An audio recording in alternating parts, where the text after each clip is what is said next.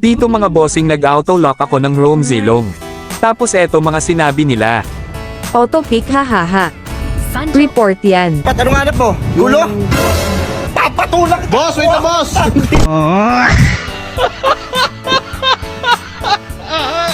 Baka kayo pa may report ko pag natanso kayo hahaha. Pero mas malala pa pala ang dark system sa kalaban dahil 3mm gamit nila. Pero masyadong mapanghusga mga kakampi ko, baka pagkatapos nitong larong to siguro pagsisihan nila na try na stock ako dahil babuhitin sila ng isa sa pinakamalakas na roamer Zilong.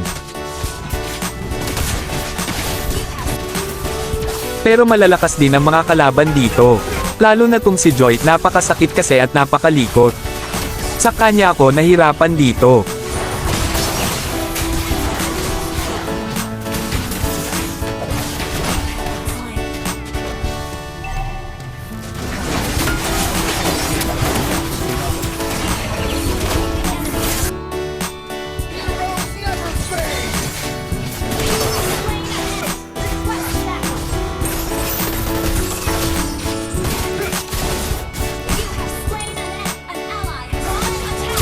Dito nakipagsabayan ako para makita ko kung kaya ko siya, kaso napakatigas talaga, may Vendians pa, pero pag makaunti lifesteal tayo siguro tunaw sa atin ta.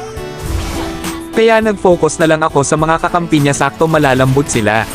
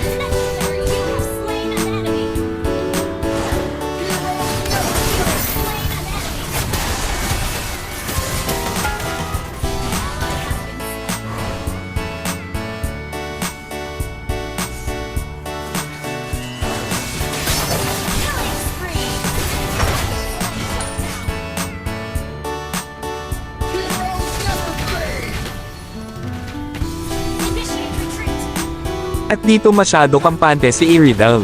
Akala niya siguro di ko siya maiabot kaya pinakitaan ko siya ng double dash.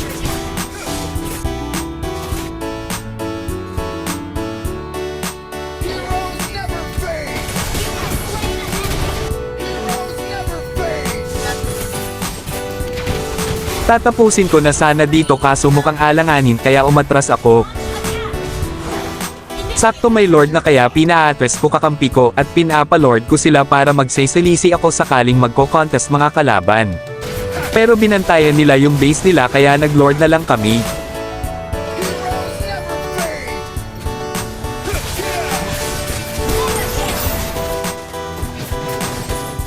At dito tower lock ko na kaso naubos pa yung minions kaya pitas ang bida.